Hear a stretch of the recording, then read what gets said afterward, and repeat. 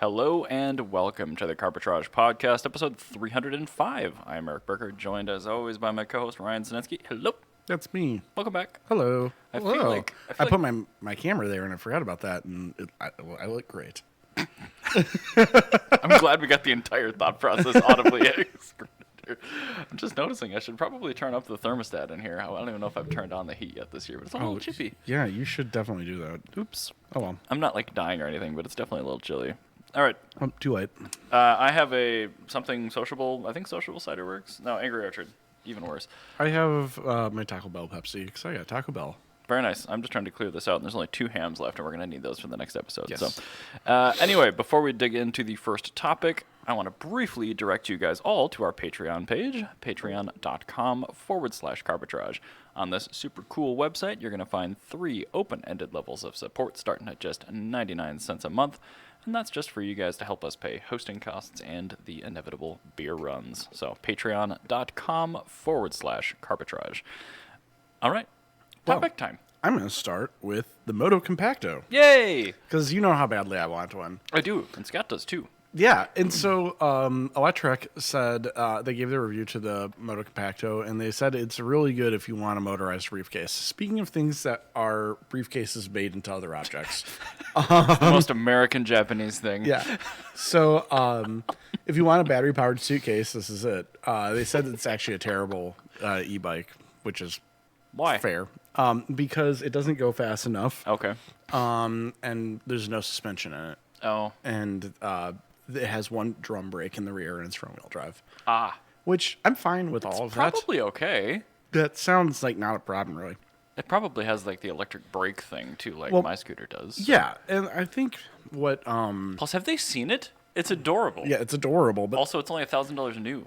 Yeah, and that's the other thing is it was expensive because you could just get like a Lime scooter for like cheaper. I'm like, yeah, but like the Lime scooter doesn't have that aesthetic. It doesn't fold up as nicely. It's not as literally. I can't put a Lime scooter in the back of my car and still have space. And it doesn't have a seat. Yeah, like this is a lot better of a deal. Yeah. Also, this will appreciate in value. I think what's frustrating is they completely missed why they put a 15-mile-an-hour speed limit on this. Isn't it a legal thing? I'm pretty sure it is. So you can ride it on bike lanes. Okay. And so it's a scooter, yes, but like there's a lot of places in the United States where they have bicycle paths that aren't on roads, and you can, it'd be easier to get around on that bicycle path. That's what this is for. And I know there's very likely a coding change too, where these can do 20, because the electrified kit that I bought for my Brompton in 2020 came from the UK, and it had a 15-mile-an-hour speed limiter on it because I bought it in this country. But there's just a little dip switch you can change, and then it goes to 20 miles an hour, which is, I think, the rest of the world. So it's very likely if you buy one of these, that may be a moot point. I really think that don't cut this wire. It's also a Honda. It's probably going to get modified at some point. Just don't cut this wire for the love of God. Absolutely do not cut that this speed wire governor. right here. Yeah, the one that says do governor? not cut speed governor. Warning, do not cut. Don't cut that wire. If it was a Suzuki, they would say that. That's still one of my favorite things about automobilia that I've learned on this show. Yes, is that's a real live thing. And my favorite thing is like I'll have people actually ask Robbie. And Robbie be like, no, that's actually a real thing. Ryan's not making that up. Correct. Like, this is, in fact, a real... Here's somebody that owns that car and has done this. Yeah, and allegedly. she's like, yeah, nope, that's there. There's the first thing I cut as soon as I got it because I couldn't go on the highways. Like, it was not fast enough on the highways. Now it's perfectly fine. I love it so much. But so this is the thing is... electric... they said if you want an electric suitcase, which is apparently what I want. But, like, what I'm thinking is, looking at the range on this, I could take this pretty far within the city. Like, I could actually, if I stopped for coffee, I could take this all the way to Free Geek and back. What is the actual range again? I can't remember. It's like 12 miles. Okay. And so... Oh, yeah. Yeah. Easy.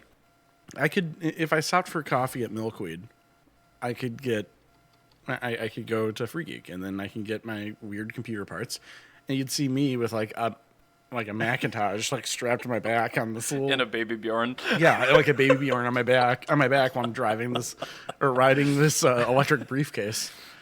But like, yeah, no, I'm like very fine with this. It's 0 to 15 in 7 seconds, which is actually quite slow. It's the standard 250 watt hub motor, and there's a little more heft to this than an average yeah, scooter. Exactly. But I mean, it weighs 43 pounds too, That's which not that bad. like honestly, 43 pounds is very okay because the original MotoCompo was 100. Oh, easy. Yeah, no, I'm just telling you as a fact. Like Right. that's how much it weighed. Like it was 100 pounds, and this is half that weight. And yeah, this is exactly fine, and it will perfectly fit in the trunk of the Fiat or wherever. Have we mentioned that it's also adorable? Yeah, the only thing I'm a little bummed about is it doesn't have 2 seats. That is probably something the aftermarket can handle. Imagine you could probably just get like a banana seat for it. True. Like Yeah, I would have to imagine. I mean, the pictures are a little sparse here, but that looks like a fairly regular bicycle seat, just a round one. So I'm guessing you probably yeah, you could probably could. get like a long one, and then just the seat stays up. It might not fold in quite as Yeah, nicely. that's what I mean. Like if but the seat would just stay up at that point. Well, yeah, because this seat detaches anyway, so it's like it doesn't really fold. Like so, you could totally just get a banana seat that goes like all the way back, and then could fit Jana on it, and we could have 2 people. You go on a date night on our MotoCompacto. Those are all adorable words. That'd be I'm very about it. cute. We the date night would have to be within walking distance, but like we could do it. Luckily, I live in the inner city, so there's plenty of walkable restaurants. You accidentally went 8 miles away, so you rent a Lime, and you've got the most adorable little toe strap. Yeah, Jana's on the line pulling my MotoCompacto. I'm like riding the brake for regen, getting a little bit of power. You end up using like 3 Limes up on full power just to get home. But then my like MotoCompacto is fully charged. There you go. So yeah, I still want this. Like, there's not. I can't imagine. Like, short of it saying like it will just arbitrarily light on fire. That's the only thing that would stop me from buying this. And my question, even if they said that, would be like, well, the next one's not? Yeah, like then I would wait at that point. But like this, I'm absolutely on board with getting because I can take this to most of the things I want to do. Like, Do you know what doesn't look cool? A regular scooter. yeah, you know what looks really fucking cool? That. Yeah, and it's just a big white canvas, so I could do like cool paint jobs and stuff on it. You know, all these are going to get sticker bombed and stuff like that, too. Well, you've seen the Spoon Sports liveried ones, yeah? Oh, yeah. With their pit bikes, yeah, that's perfect. So Literally a blank canvas. We are getting these in the States, right? these are currently on sale right now. I thought so, at Honda but- dealers. I just don't get my tax refund until February. I don't As soon ever as get one of those. as soon as I get my W-2, I'm buying one of these. Like I know Scott's even been tempted as like, I'm totally getting honestly one. not It's that bad. really cool. well, I'm really, really happy that we actually got those. I had forgotten that fact. Speaking of other things in the United States, apparently the Fiat 500e might not actually be coming here this year.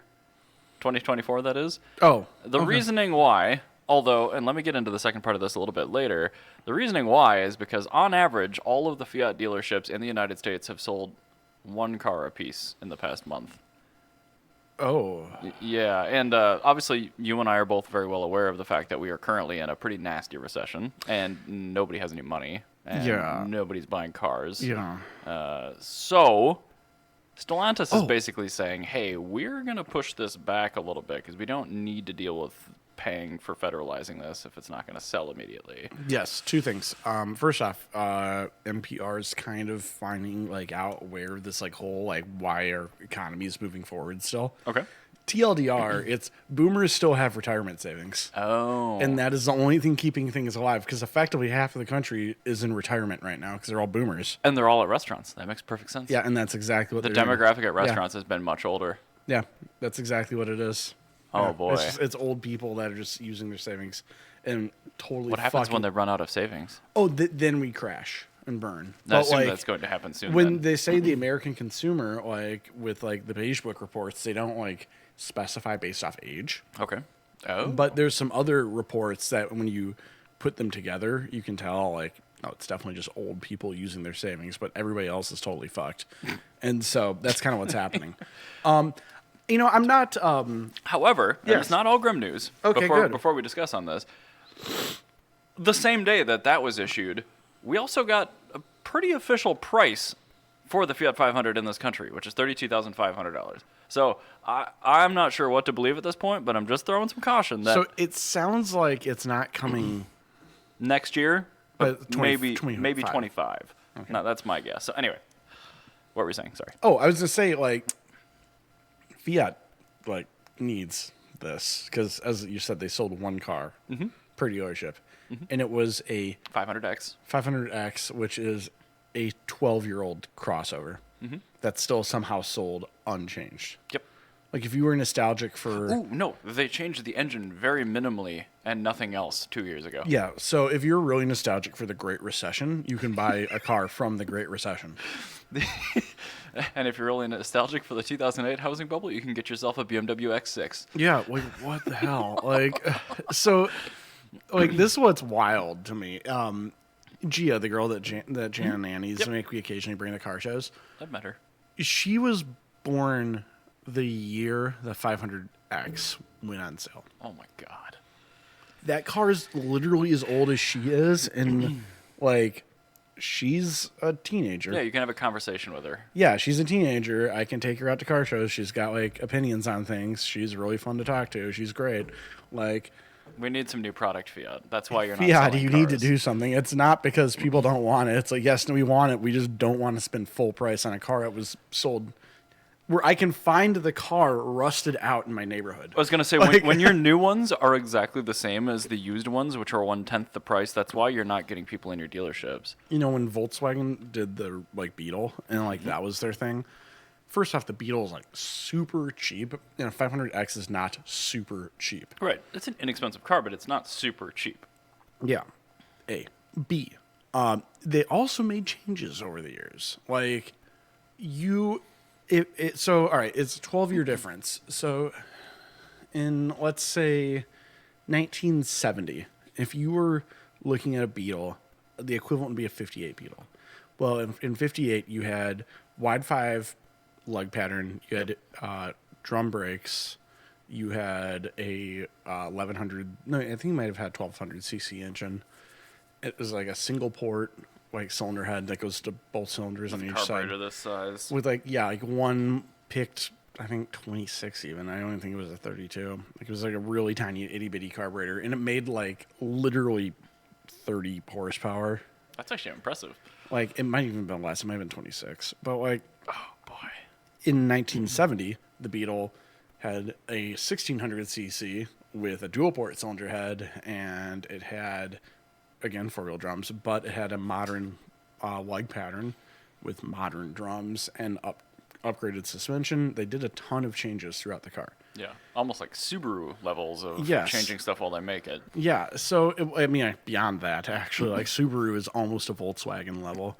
Whereas, like, if you get a 500X from 2012 and a 500X from today, you would have to go and, like, point out the changes. It isn't something that you can see in a parking lot.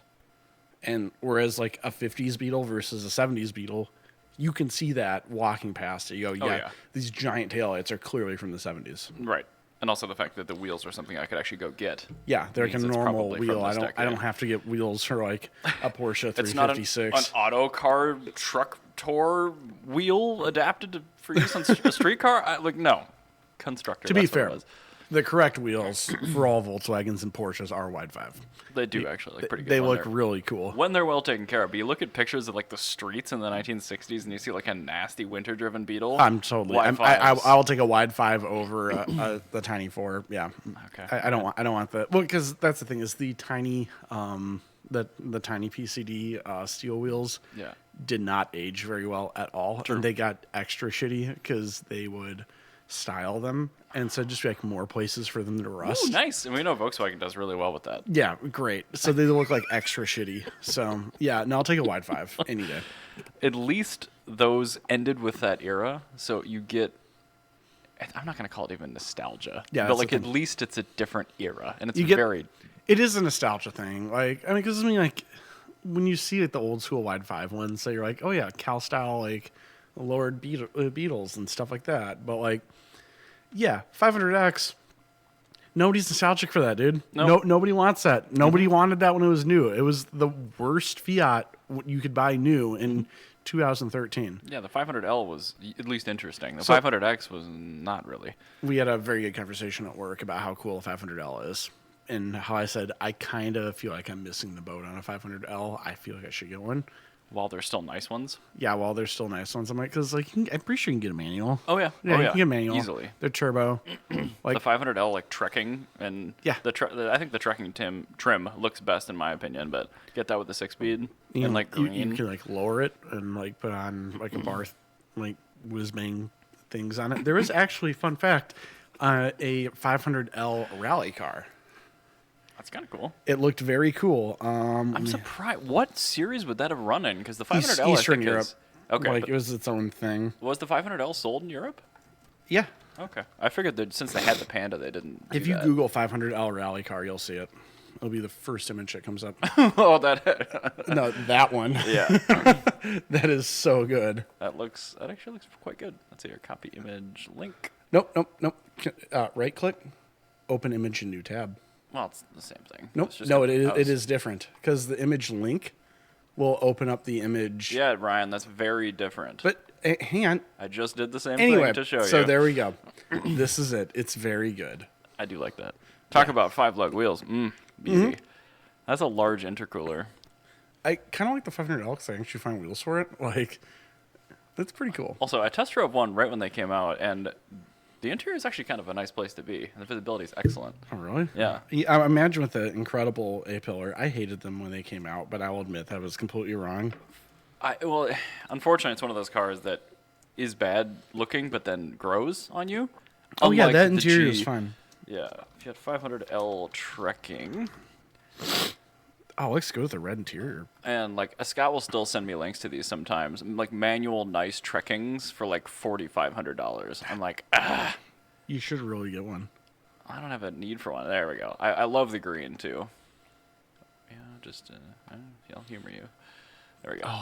Oh, With the alpha wheels on it, and everything. yeah, that's really good. Yeah, that's pretty good. Shit. Mm-hmm. I kind of That's a really dilemma. badly want that. I'll just leave that up on the screen. Hopefully, it turns into Oh, our. God, that's such a good-looking vehicle. Like, they're just really cool. And then, like, all the bits and bobs that make it on Barth cool, you can just throw on this. It's really cool. The only thing you have to do is you have to get custom exhaust because it's a longer wheelbase. But other than This that, does. It looks like it has a road race exhaust on it, so yeah, they must make them. yeah, no, there are exhausts, but like you have to get like a 500L specific exhaust. So, Yeah. but like also like, yeah, if you're getting a 500 not a Barth, you have to get a 500 not a Barth specific exhaust or cut a hole in your bumper. So Fair enough. yeah, But yeah, those have grown on me for sure. I do recommend these on the regular. I like the brushed trim. I know. That looks Yeah, so much like, better. When my bronze. door handle broke on Wednesday, I considered buying 2 brush door handles. I'm like, no, this is I have to The replace full door handle sucks. When it's just the fulcrum like yours, it's fine. Yeah, I bought a full door handle so I could just take the fulcrum off and put it on this one and just make it work. At the time, that was the only when mine first broke. Yes. That was the only way you could do it. But I found in Europe, since the door handle wasn't different, I ordered the part from Italy. It was $12. I'm just Yeah, this one was 20 shipped to my Okay, door. perfect. Like, yeah, Amazon Prime. I need that piece right there. Yeah, and it's that's great. probably better quality than the original. 'cause Probably. that's Yeah, a known it's made in issue. China. So China makes better things than Italy for reliability. Like, that's just a fact. 100% do. So- Anyway, I was not aware of the 500L rally car, and now I am. So And yeah, now they're very cool. 500Ls are just good vehicles. So Mm-hmm. yeah. Anyway, let's continue Indeed. on with my next topic. okay. So, what I want to talk about is the optional future for Nissan Skylines if they didn't make a 6-cylinder. Okay. Oh shit. Sorry. Clicking all the wrong buttons. The it was trackpad the right tab the thing. right photo was There we go. the photo was great. So this is called the Prince 900 Sport, and this was a Scaglietti kind of designed. So, I think his name is Emu. It was the guy that designed the OG Skylines. I am blanking on the correct pronunciation of his name, so give me one moment because I've definitely heard the name Prince and Skyline together yeah. before. So Prince was the original designer of Skylines. Fun fact: if you look at performance Skylines up to the R35, all of the performance Skylines had a P at the beginning of their chassis code to designate that it was Prince Very nice. that came up with it. Look at them nodding and paying homage. So anyway, before the 6-cylinder Skyline, so before the Skyline Sports 2000, the big one that like actually beat like The Porsches one that and had stuff. amazing engineering. Yes, that one. Anyway, I'm trying to find this guy's name, and it's like buried in this listing, or in this. Let's see here, styled by Giovanni Michelotti. Michelani, what is his name? Ugh, I'm so sorry, everyone. I like just having a brain fart on it. I'm gonna try to find it too here. Where am I high? Inoue. Okay. Finally found it. I am very sorry for that. Anyway, so in the early 60s, Nissan wanted to make a performance Skyline because they had already made the Michelotti Skyline Sports from the 50s, which is the one with the cool canted headlights. After that, they're like, we want to actually take this out racing because sports is cool, but it'd be really cool if our sports car could do sport things. Shocking. And the Michelotti pinned one, like, yeah, it looked cool, but it was actually still effectively a 4-cylinder Skyline from the 50s. Sure. So what they did is they had two different designs that they were going to go with. The first one was a K car design that was entirely designed by Scaglietti. Okay. And the second one was a larger sports car based off of the Skyline that Inoue had come up with. And Inoue had been studying under Scaglietti. Okay. Because Nissan was like, well, we would like to have all of our cars be Scaglietti pinned, but we would want to have in-house designers so we can continue doing it. Sure. And so Scaglietti like, sure, you can just bring him on over. Bring wine. Yeah, I will. I will tutor him, and we're gonna make some really cool cars together. And so Takeshi Inoue went to Italy, studied under Scaglietti, made the first concept, which is based off a K car design, which is like a rear-engined, rear-wheel drive, like 360cc sports car. Oh my God.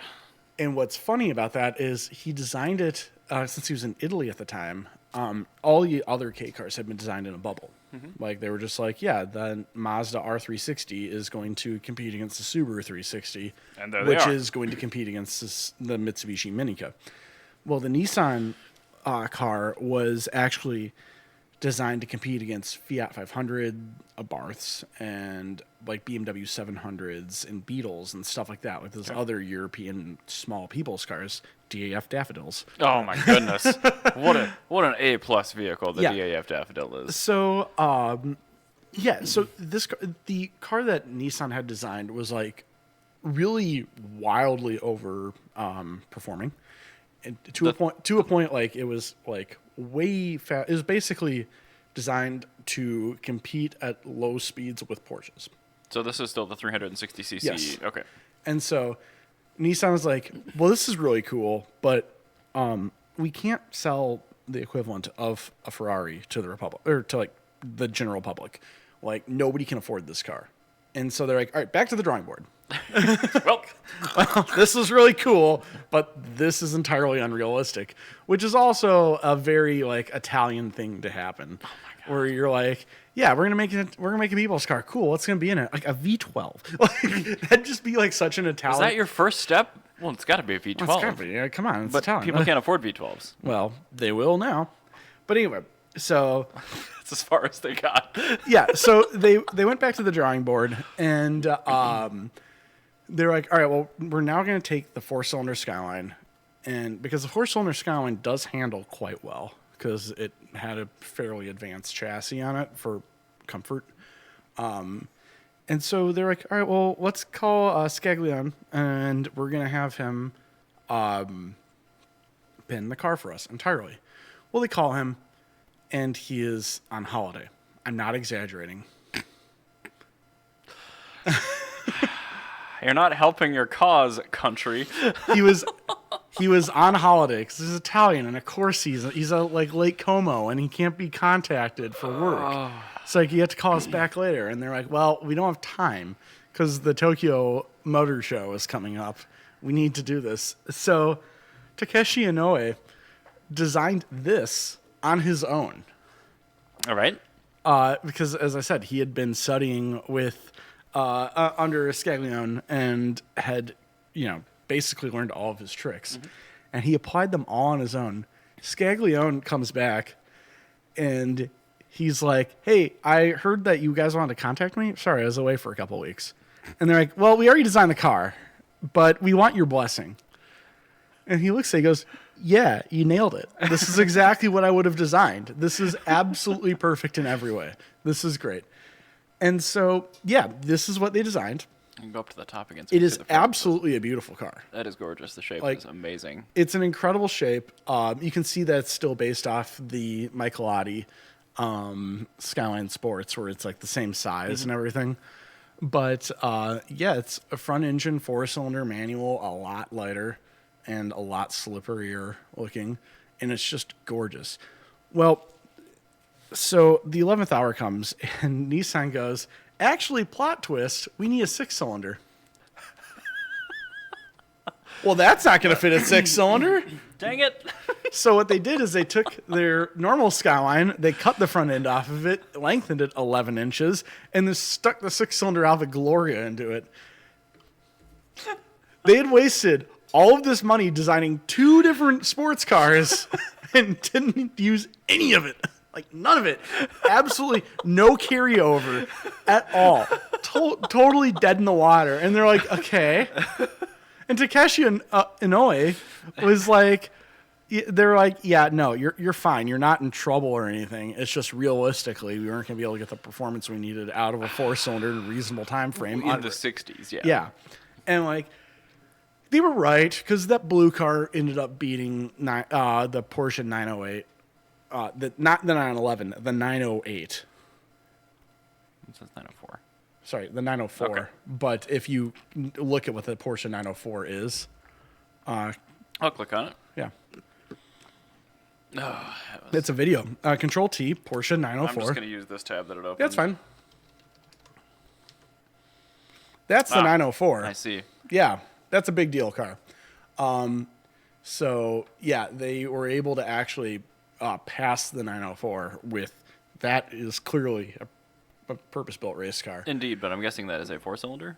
Yes, it is. Okay. But it's a Furman quad cam 4-cylinder. Oh, very so good. 4-cylinder is really, is it really a 4-cylinder? Because it makes power, that was V12 power. I love the 4-cam badge yes. on those. That's so cool. So, yeah, that extended Skyline, which they had literally just cut everything. They'd, at the firewall, cut it, with a hacksaw.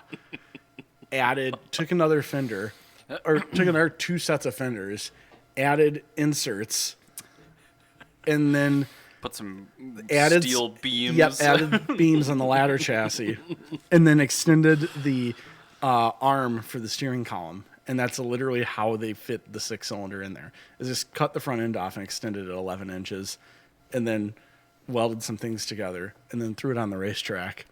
And it didn't beat outright in the race, but it did, in fact, pass the Porsche. And the fact that it was kind of like a hacked-together car in the 11th hour. Was the Gloria 6-cylinder known for its racing pedigree? No, the Nissan Gloria was known to be the equivalent of, a Buick Century for Japan. Good. So it was here's your, mid-level manager grandpa car, and we're going to throw this into a compact car and then just beat the shit out of a Porsche.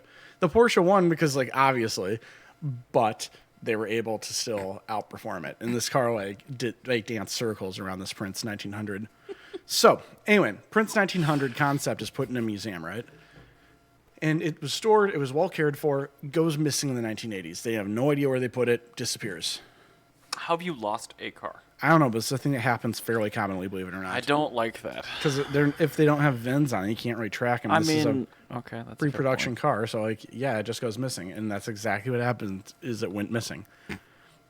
So Nissan was petitioned by a Skyline enthusiast in Japan named Hiroshi Tanaka. Oh, wait, I see there's a bass player that was named Hiroshi Takanaka. And I'm like, whoa, that guy? No way. No, he's a different guy. I had to think for a second. Hiroshi Tanaka petitioned Nissan to recreate the car, and they've been working on it since 2020.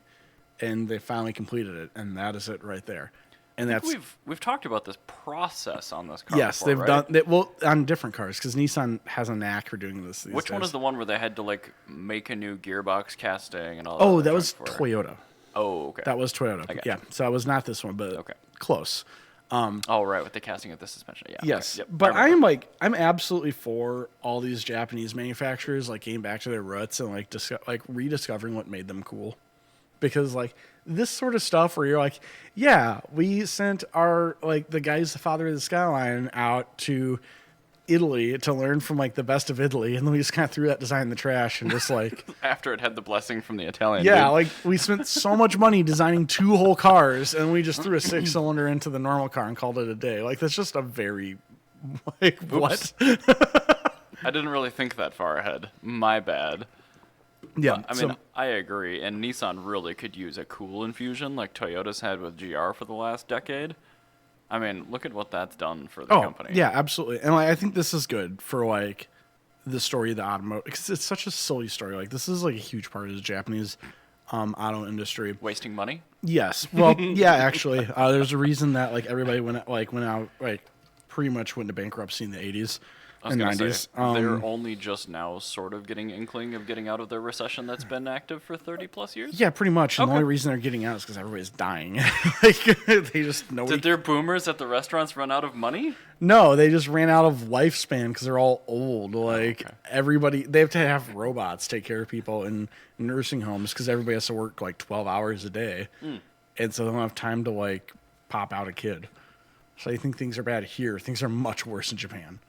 So, but yeah, there you go. There's the story of this weird little Prince 1900 sports car. Well, it's unfortunate that the better design got thrown away last minute, but I'm glad that one sort of exists again now. It exists. It totally exists, and since it was based off one of the Skyline sports, which are like kind of findable, like they're not like super common. They're like they're equivalent of like finding a Studebaker of Avanti. Okay. Like You can find a crappy one to start with. yeah. And basically, all you did is you just lifted the body, threw it in the trash, and put in a different body.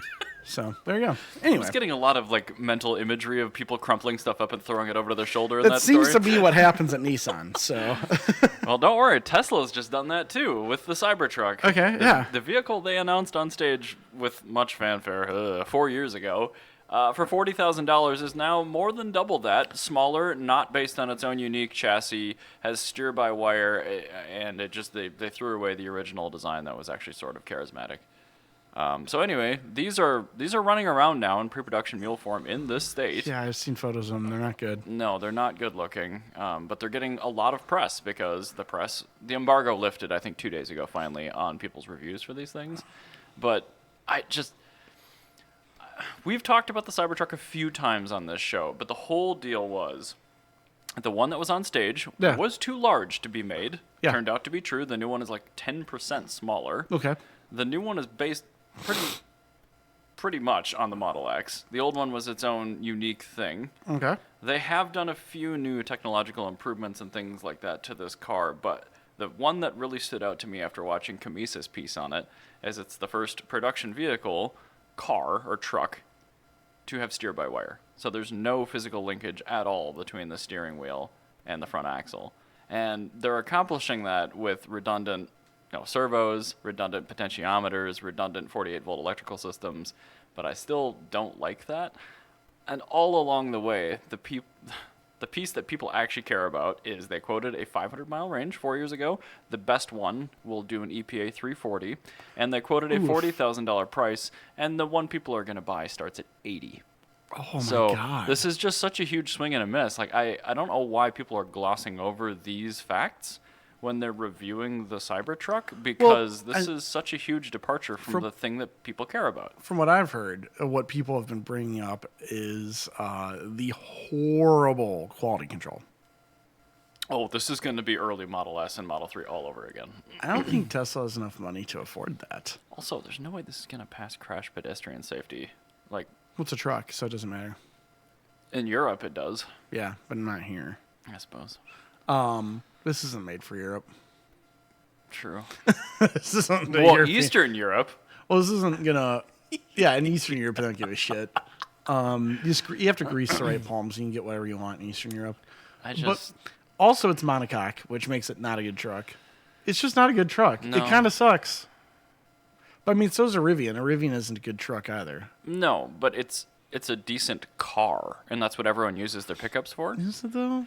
Because like It's not efficient, it doesn't have 5-mile-an-hour bumpers on it because it's a truck and it's not mandated to have those. I don't get me wrong. I actually hate all pickup trucks, but Because when the Rivian gets like any sort of fender bender, it's $40,000 worth of damages. which is why I kind of want to buy a Rivian that's got a punched-in rear quarter. Actually, it'd be kind of nice. That'd be actually kind of nice existence vehicle. Maybe like both rear quarters on Yeah. an R1S or something.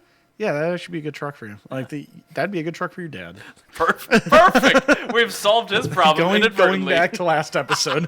Yeah, Larry, so you're actually going to need to buy a totaled R1S. Yes, and don't worry, it totaled means nothing. It's just any amount. A cracked headlight is totaling it. That's like somebody dropping a piece of luggage on an Elise in the back. Yeah, basically. It instantly totals it because the whole clamshell is one piece. Yeah, exactly. Yeah, so this is okay. So you've seen some press on this in the last couple days, I'm sure. What are your thoughts beyond that? Oh, I'm reveling in this. I like it whenever anything bad happens to Elon Musk because Okay, he has good. completely lost his mind. Oh yeah, there was a stage clip where somebody Yeah. was interviewing him last week, and he's like, "Go yourself." Bob Who was he? Bob Iger. Okay, Bob Iger. Oh, the Disney guy. Yes. Okay, He so said that directly to Bob Iger. great. And When billionaires fight. he said, "Go F yourself," and then laughed about it and said, "Haha, hi Bob," Oh, okay. like that, which is like Jesus Christ. It was in dude. the context of like blackmail or extortion too, but like Yeah, the dude well, just no, like no. I'm sorry. You're not being blackmailed. No, it's I- just you have. This is what happens when you act the way you do. Correct. Is you have freedom of speech. You don't have freedom from consequences. Correct. You can say whatever the fuck you want, but if you get punched in the face immediately thereafter, that's your fucking fault. and it was a consequence directly of that action. Yes. Which is what Elon Musk does not understand. And so, yeah, Twitter's like, Because he'd be like, "No, the fist did it." no, Like, no, no, you did it, asshole. You did it. You're because you're an idiot. Like it's pretty clear. And yeah, with the Cybertruck has been a terrible idea since the start. Every single person should be able to say, no, this is a terrible idea. But you have some billionaire dickhead that's just completely lost his mind. And these will replace G-Wagons and driveways across the world. I don't know. They won't. Mm-hmm. No, because a G-Wagon is at the end of the day, the G-Wagon is still a reasonable vehicle. Yeah, but people that buy those don't care about that. They care about the image, which is the urban assault vehicle But image. the thing is, this is never going to have that image. Oh, it will. No, because the G-Wagon has the urban assault vehicle image because it is effectively a better Hummer. Mm-hmm. That's the thing. This is not better than anything in any way. There's no trim level of this that's better. The G-Wagon, all the quote-unquote urban assault vehicle, mall crawler, like AMG G-Wagons that are quote-unquote Blacked out. better than something else, what they're actually referencing is like a Pook diesel G-Wagon. That's that what was the vehicle is referencing. Yeah. The owners don't give a shit about that, and they have no But idea. but the thing is though, that's where that image comes from. It is 100%. An image doesn't come out of a bubble. Correct. This is coming out of a bubble. But you forget how dumb people are, and they don't know You're any right. of those things. You're right. I am very aware of that. But I also but this is the thing is that there have been many supercars that try to do what this is doing. Create an image out of the ether. Right. And the Goompert Apollo, Oh, my God. there's all sorts. That's a perfect example. Like the Donkervort G8, the Lycan W8, Oh, yeah. What was the Mistretta? my Strutter or something like. There's no shortage. Cavalli Mangusta. Oh, yeah. There's so what a fancy many. Mustang. Yeah, like there's so many supercars where they try to make an image out of nothing, and that's exactly what this is doing. 100%.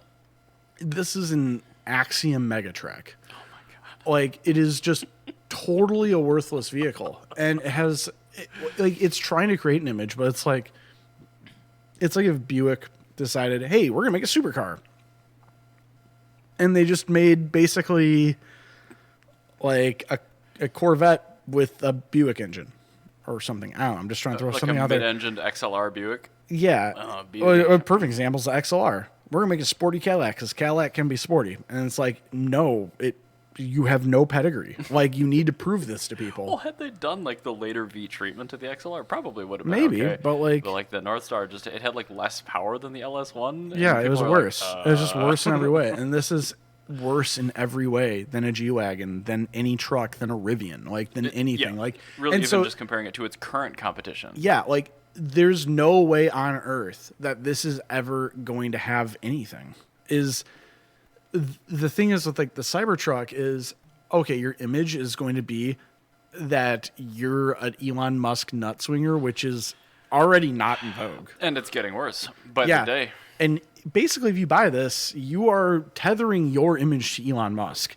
That's not a bet I'm willing to make. Mm-hmm. Now, if it was Mark Cuban, yeah, I'll tether my image to Mark Cuban any day. Too many sports.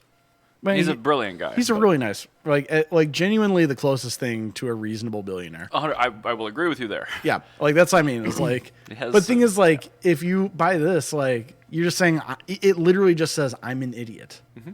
Oh, 100, yeah. Yes. Like, I know I've said 100% like 8 times already, but like, this is why I genuinely think this will never ever replace the single G-Wagon in the world. This is gonna be an absolute abysmal failure. I'll stand by those words, and if I'm surprised, I'll eat my shirt. But like, I don't eat that. But like, that's the thing. I genuinely don't, unless they make some sort of giant change in the quality of this vehicle, I don't foresee this like really taking the place of mall crawlers. Like, I really hope you're right. They're gonna sell some. They're gonna sell a lot of these. Yeah, they're gonna sell them, but I don't think that these will be that image item. I hope you're right. Like, I hope Musk has done enough damage to the I genuinely think that, because no, whenever like somebody mentions Elon Musk or like Tesla, anything, like if you look at the facial reactions of most people, like it's usually the same reaction as watching somebody vape. Like it's a very similar, like, just annoyed reaction. And it's like, the Model S Plaid is a cool car. Don't get me wrong. And like, I like it. Like, I do genuinely like the Model S Plaid because it's stupid. I love stupid vehicles. And this is not stupid. This is stupid looking. And the Model S Plaid is also bad. Yeah. Which makes it It's a supercar. Endearing. It's a supercar. No, it's the thing, the performance aside, everything else. I'm talking just like the interior updates they did at that time, where you could only get it with a yoke, where there were no more stocks, where you have a scroll thing. That makes it even worse, which makes it even better. That's what I'm saying. It's a supercar. It's like living at the Countach. You have to spend so much money to have a worse product. Whereas this one isn't like spending more money to have a worse product, because there's still trucks that are more expensive than this. Mm-hmm. Oh, yeah. There's trucks that are faster than this. What is a Cyber Beast? That's the triple motor. That's the Plaid truck. But does it really have 1,000 horsepower? Oh, it's more than that, because they Haggerty, the Camisa's piece. Yeah. They took a R1T and this. R1T was on Pilot Sport Summers. This was on mud tires, and it just like completely dusted the R1T. So that's cool. It's extremely fast, but again, that one starts at $100,000 with no options, which is more than the R1T. I feel like it could be. There's a world in which I could see possibly them doing something, but I'm pretty sure that world involves Elon Musk going away. I would be all in favor of that. I think Tesla would be all in favor of that. Mm-hmm. Right, and it seems to be happening, which is good, knock on wood. And I think that like there's a world where I'm trying to think of what you would have to do to make this a desirable vehicle, but like there's a lot. But whatever, it sucks. Make a K-sized one that.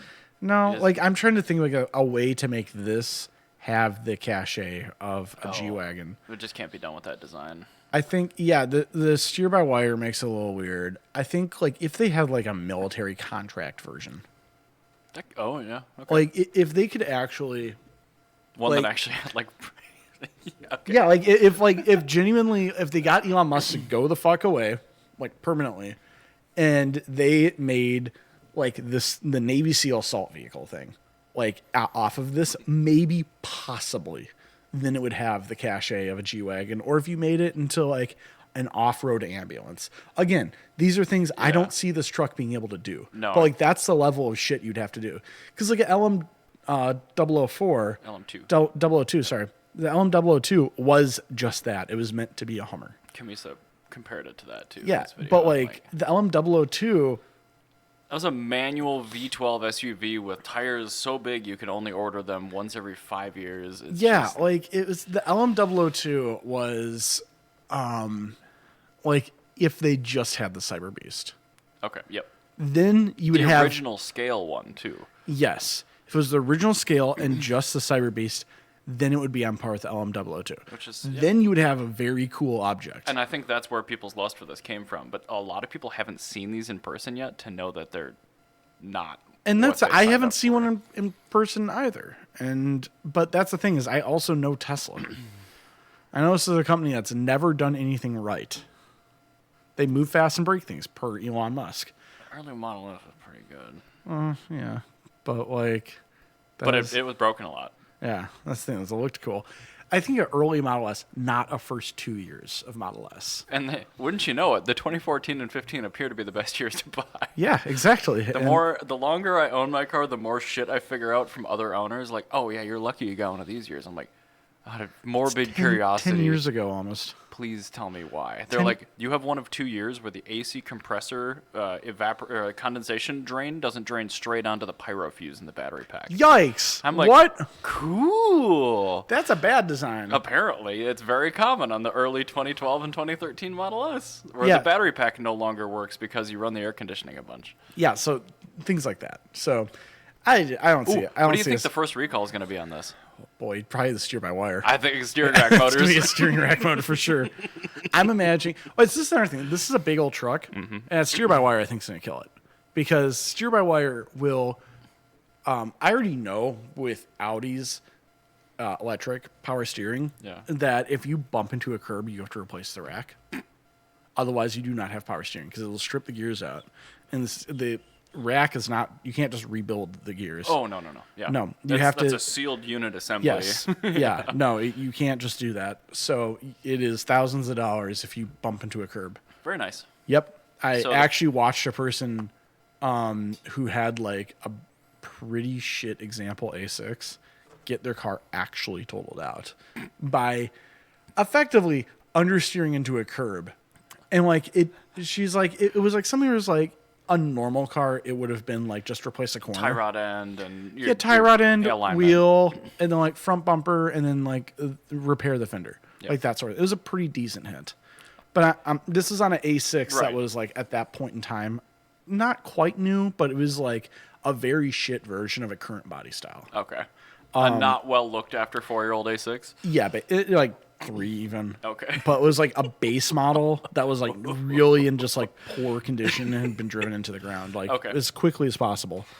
Excuse me. And yeah, no, it got totaled out from this, and most of it was because the steering rack was like, it was like $4,000 of work just to do the steering rack because you had to disassemble the whole front end. Probably before coating too. Yeah. Good luck fixing anything on this yourself. Yeah, you're fucked. And so I think it's gonna be that. Whereas as soon as you hear of one person trying to do something off-road with this and damaging something in the steering system, as you do sometimes off-roading. I think the first failure is going to happen in extremely cold weather. Yeah, I don't even think it's going to be that. I genuinely think it's to be a guy that buys one.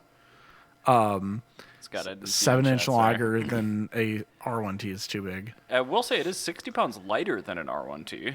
Which is shocking, given that thing's stainless steel. So, Rivian, you need to depork your vehicle a little bit. 60 pounds on a vehicle weighs as much as a chunk of the moon. Okay. If he went away, they could make a not ugly version with this tech and a steering shaft. I agree. I would say even leave the body as it is. And, like, really just the steering shaft would be the... That'd be good. And put a steering wheel on it, obviously, at the same time, because this has a yoke. Oh, that's bad. Well, yeah, I mean, that's why they did the steer-by-wire, is because the yoke sucks, and this was their acknowledgement of that. I'm like, okay, well, at least with steer-by-wire, we can do variable ratio. So in a parking lot, you turn it 90 degrees, and it's full lock. Which, boy, also, try recalibrating your brain to that.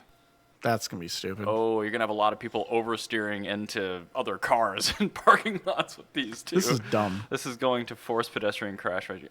Yeah, maybe. Good. It should. Yeah. This... razor sharp stainless steel corner. Oh my god! Yeah, no, I'm very okay with that. And the people that are going to buy these are going to be the yeehaws that like to, show pedestrians that roads are for cars. Well, that's the thing is like this like is such a unique like this has like so the Venn diagram of like MAGA people and tech bros is like that's who this appeals to. And it's a very small sliver on that Venn diagram. That's crypto people, unfortunately. Yeah, no, it's crypto people. Like this would be the crypto bro car, but unfortunately, like 2 years after the crypto bro crash, like now all the crypto bros don't have any money. Which I mean, they've gone away a little bit, but like still, it's unfortunate because a lot of you know that's like my big secondary hobby is cryptocurrency, and like I am such a minority in this group. Yeah, everyone in there is just a red hat MAGA lunatic. No, they're all lunatics. Yeah, I hate it. We need regulation. Yeah. Anyway. That's enough of a tangent on this. I don't mean to eat the entire episode with the Cybertruck. Well, here, let's talk about other competitors of other vehicles. And yes. We all love the Jimny. Oh, boy, do we ever. And the Jimny has a new competitor called the TAFT. Look at his name. And the TAFT, although it's named after the fattest president in U.S. history. I was going to say, what does it make you think of? William Howard Taft. William Howard Taft. The president got stuck in a bathtub. This is not that. This is actually a quasi minivan off-road K vehicle. That's adorable. Is it front engine? Yes. Okay. Can you get? Well, it's front engine all-wheel drive. Oh, very nice. Yeah. So. Oh my God, Ryan! Look at this little Taft. Yeah, it's actually pretty damn cool. This has like. I know it's not a triple lug, but like these wheel covers just make me think that there's a Renault triple. Yeah, there's like a Renault or a Smart. Yeah. Just how this sits. This whole. So I love this has so like much. this has mild modifications from Damned. When Damned is a tuner that does like these, they do the G-Wagon conversions for Jimneys. Very nice. Yeah, and they made this. And it's so cute and just doing a good job. Yeah, and so the first generation Taft was a off-road vehicle like the Jimny, made from 1974 to 84. So they're bringing it back to be like a little bit more of a mild Jimny, whereas a Jimny is like a Wrangler. Well, it's still got like live axle in the back. Yeah, and all that a stuff. Jimny is a very small Wrangler. This is me closer to like a Pyro Junior. Okay. Or a. Just checking. Yeah, it's like a Pyro Junior, or I guess like a. I'm trying to find something that's like. I bet a Forerunner. I bet this is a very efficient vehicle. Yeah, probably. But like a Forerunner is like just as capable of an off-roader as a Wrangler, but it's just you can live with it. It's effectively that to the Jimny. So this is the Forerunner to the Jimny. And I'm very okay with that. Like, this is great. I really love seeing competition with vehicles that I like. And this is competition for K SUVs, which I'm totally here for because that's the correct size of an SUV. I just want to know all of the weird technology stuff that they did. Because it's just got like an off-the-shelf Haldex K all-wheel drive system, but they programmed it in such a way where it's actually really good off-road. Well, you also know that this is owned by Daihatsu's wholly owned by Toyota. So it's when I say it's a Forerunner K vehicle, it's a Forerunner K vehicle, I'm sure. It's just a 6th gen Forerunner. Yeah, basically. Yeah, this is what it should be. But yeah, so its name originally had TAFT should be all caps because it's actually a abbreviation, and it means Tough Almighty Four-Wheel Vehicle, or four-wheel. Scroll back up.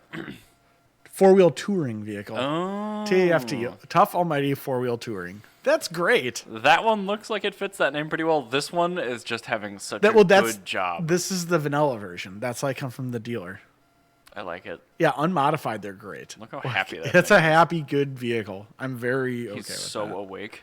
So, that's it. I love. I'm glad that we keep covering Daihatsu because every time, like, when is the last time either of us heard the word Daihatsu and we had anything bad? Daihatsus are purveyors of joy. They're the Sanrio of cars. I need that on my door. Daihatsu, purveyor of joy. If I get a Daihatsu ever, I may get that. Purveyor of I'll joy. have other Ryan make a rap. But like, no, they're literally like there's Sanrio to cars. Like Sanrio is nothing but good times. That's exactly what Daihatsu is. Daihatsu, like, they've always batted 1,000. Like, they've never made anything bad. And their television ads back when I used to watch television too. Boy, were those good. Yeah, they're awesome. Excellent. All right, moving on to the HRV. Yes. Oh yeah, the one where the B pillar detaches. Yeah. Oh no. Oh, don't worry, it's not the B pillar this time. Okay. It's the center console where the seatbelt receptacle is, where the pyro charge lives that does the pre-tensioning. Those are all bad. They don't work. Oh. Also in the Accord. So yeah, they're 18 months of production on the Accord and HRV where those are bad. So the new Accord, I really hate it. Which is A. But B, can we look at this photo of the taillights? Sure can. Because the taillights do actually look really good, especially at night. I don't know if I've even seen one of these on the road. There's a few. They actually sell quite well. Okay. For being a mid-size, full-size sedan. Can you still get a manual? Probably not. I don't know. But like, The vents are cool. yeah, no, the. But they if you did get a in really- a crash in one of these, Yeah, they actually did a good job designing this, except for the outside. I just hate the outside. you might die though. I hate Honda exterior designers these days. They look terrible. But it does have We'll just leave it on this objectively picture. very cool taillights. That was like the '99 Accord Coupe or whatever. Oh Like yeah, where's the NSX? mhm. Yeah, those are awesome. Those came out. Everyone wanted an Accord. It was Oh, like, they're so yeah. cool. And yeah, so I will tell you all about CG Accord coupes. Let's do it. Because they are It's very way better than the they're seatbelts failing. So can you just bring up a CG Accord coupe, Yes. so we can just have that be on the screen for a little bit? Because I'm going to go and just tell you a bunch of cool things I know about them. Because I wanted one of these extremely badly. Why are all the pictures Just- from the front? just no. no, I want a it back looks picture. fine from the front. It looks fine, but yeah, give me this garbage. Maybe there's a Maybe better photo. Bigger photo. Is that one maybe? That one might be bigger. That's a little bigger. Oh, there we go. I did. There. All right, now click on it. I know, It is literally I know. just one in New York. There. It's a V6. Okay. Yes, it is a V6, which means it's automatic, which kind of sucks. But big butt here. Big butts and I cannot Big butt. lie. So there was the Acura 3.0 CL, which you could get with a manual in the Type S version. So that's where manual J Series swaps came from originally. Very good. This is a unique J Series, whereas a J Series with a distributor. It's the only J Series that had a distributor. Weird. Yes, because it was the first J Series. The very first J Series V6 was They were in all this C car. before this? Yeah. Which they made an V6 Accord sedan of the CD generation, which were very cool, actually. Oh, boy. You could also get a V6 Accord coupe of the CD generation. Those are probably really fast. Yeah. You can't tune them at all. Oh, that's a bummer. But you can, they're still like a 14-second car. Like, it's still pretty quick for like 1996. Like, it is, a V6 Accord coupe would still give like a SN95 Mustang a lot of trouble. Oh, yeah. So anyway, with these Accords, you could get the 4-cylinder with a manual. Okay, and good. you can tell the 4-cylinder versus the 6-cylinder because the 4-cylinders have 4-lug PCD brakes. Oh, Yes. okay. The 6-cylinder has 5 legs. Everything's interchangeable on them. Okay. So like it's a Lego kit. So this is like that era of Honda where it's like the manual swap is a little bit of a pain in the ass because you have to like cut out a little welded in plate where they put in the automatic shifter. Oh, okay. But like once you cut that out, then it's just a manual, and then you have to drill a plug in the firewall because there's a different firewall for the clutch. But this is what's cool about the 4-cylinder Were is those the F-Series still? F23s. Okay. So they're the 2.3 liter bottom end, which had slightly narrower connecting rods, which is not good for big power, but it doesn't matter because I was believe it gonna or say, not, it's a there's an Honda. aftermarket for it. You can get whatever aftermarket rods you want. And the worst ones are probably still good for like 400 horsepower. Yeah, you're fine. And you can put an H series cylinder head onto them. Really? Yes, you. So is that LSV Tech? Or is that different? It's different. LS VTEC is an LS Integra engine, a B18B, and VTEC of the GSR cylinder or a B16 cylinder So head. LSV is B series? Just B series. Gotcha. Mini Me is the D series version. A Mini Me is a miniature LSV, and then this is called actually a G23 Okay. because it's between F and H. Okay. Is G. And if it's there on the keyboard, actually, is where it came from. If you look on a keyboard, it's you put F and this one, and then H, That's and all then if you people put angrily typing on the forums. because it was a forum thing, and they called it G. Like it came from where it is on a QWERTY keyboard, and also in the Screw normal you, alphabet. AZERTY. But like also the normal alphabet too. But Fine. like yeah, it's because it's. I like their to picture center. the angry, sweaty nerds Yeah, on forums. that's exactly how it was. It was like some dude that's like listening to like My Own Worst Enemy by Lit, and he's just like, drinking his Mountain Dew. Angrily refreshing on his dial-up connection to see the next post. Exactly. So anyway, The forum days. I miss them. so you could do a G23 or even just a H series swap, which some people did. But the G23 swap is just like you just pull the cylinder head off. You could literally do it when you're doing your timing belt, and it was just like super easy.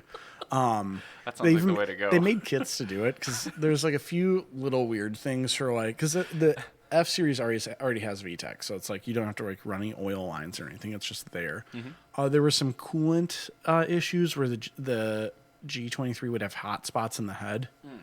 Just because the H series coolant galleys didn't all line up perfectly, and a couple were just like didn't go anywhere. Blocked, yeah.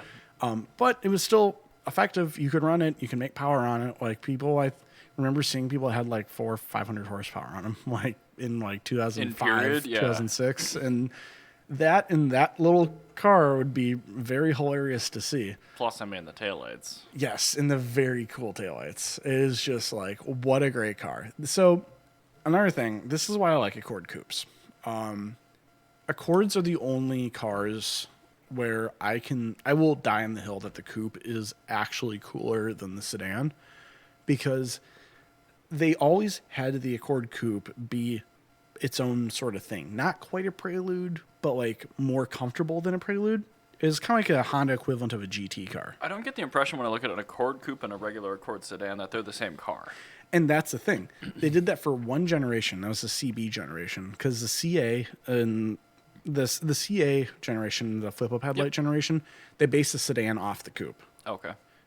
It's because I was thinking, it was called, in fact, in Japan, when you got a CA generation Accord, it's called a Accord California. That's also why CA was the chassis code, California, because it was designed in America for the American market.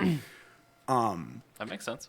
But so yeah, the CB generation designed the coupe after the sedan, and people were kind of like up in arms about it. So like, it doesn't look different enough, because if you actually looked like a 91 Accord coupe, they're correct. But. Well, so that's the thing, is the 9091 Accord coupe looked almost identical. And I actually like the 9091 Accord coupe because it does have a slightly different roofline. But when they did 9293, they switched the taillights on the sedan to differentiate the car a little bit. And then after that, every single year of Accord coupe was completely different because people flipped out so much during the CB generation. And so the CD and the CG were vastly different. Okay. And so that's why you have Accord coupes that are different. And also Accord coupes, like Jana loved hers. Like, if they didn't get stolen all the time, we would still have it.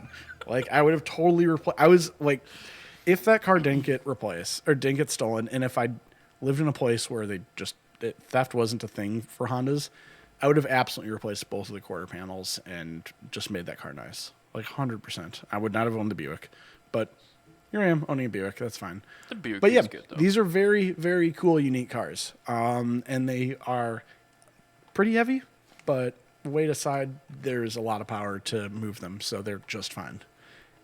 Well, I mean, that wasn't a heavy car. I mean, by today's standards, it's very light, but by those standards, it was heavy. They're pretty heavy by those like standards. Over 3,000 pounds? Yeah. Okay. 2004 Accord. Those went all the way to 04? Yeah. Wow. Oh, shoot. 04 was the Switch. Okay. My bad. 2000. I was going to say I'm going to say 2002. That's really late for a... there we go. They were 3,300 pounds. Okay. So, and by comparison... yeah, that was heavy for the era. Wow, that was actually really heavy for the era. Yeah, no, they're extremely heavy. By comparison, fully loaded, every single thing you could ever possibly put on a EKEM1 generation, sixth generation Civic, the absolute most you can make one weighs 2,600 pounds. And that's like fully spec'd out. So they're usually closer to about 2,300. Anyway, but the taillights. Yes, but the taillights were very good. And yes, they were designed to be reminiscent of an NSX. Well, it worked. And it looks Chef's kiss. Anyway, there we go. Now we know all the fun facts about the CG Accord. I'm fine with the digression. That's yep, kind of that just was a part good of the digression. game. And I think on that note, we'll see you next week. We will catch you guys next Sunday. Bye.